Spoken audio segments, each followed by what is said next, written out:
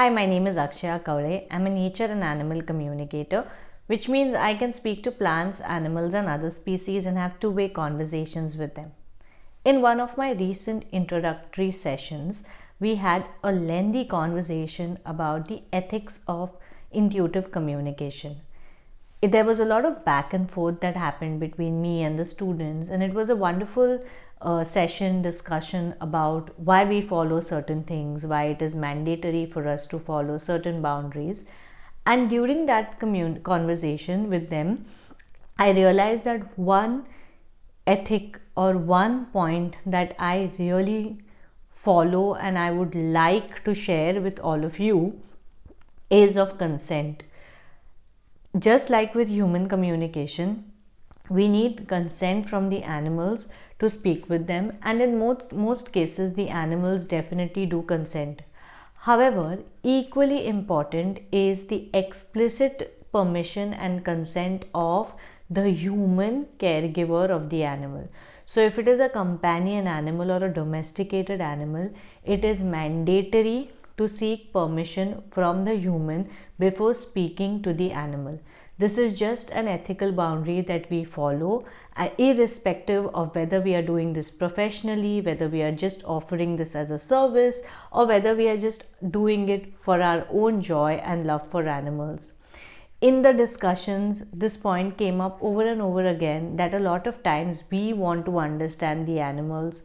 A lot of times the condition of the animals may not be the best, the most ideal, and in such cases, when the animal is a companion animal, would it be okay to talk to the animal?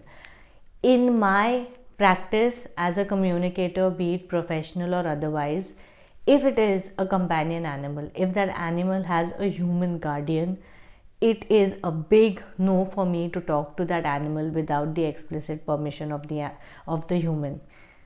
We may want to know a lot from the animal with all the right intentions, and yet ethically it is still overstepping a boundary if we speak to the animal without the consent of the human. If it is a case of cruelty, if it is a case of abuse, or a rescue is required in certain cases, I highly recommend to reach out to the right people, animal rescuers, welfare officers, to first rescue the animal and then speak with the animal once the rescue is done and we have the explicit permission of the rescuer or the current guardian of the animal. Because even if the animal shares something, and if you are not able to convey it to the human, it defeats the purpose of the communication. It's also a big intrusion of privacy of the human for us to speak to animals without their explicit permission. So this conversation really got me thinking about the ethical guidelines that we follow.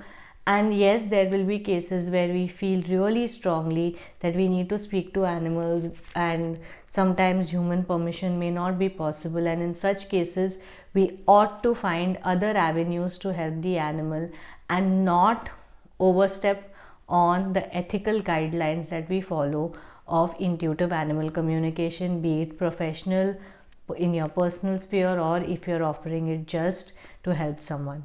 I hope this video was helpful and you understood my perception of seeking permission from the human before talking to their companion animal. If you have similar views or if you have similar experiences, please do comment in the comment section below so that we can have a discussion over it. Until the next video, bye bye.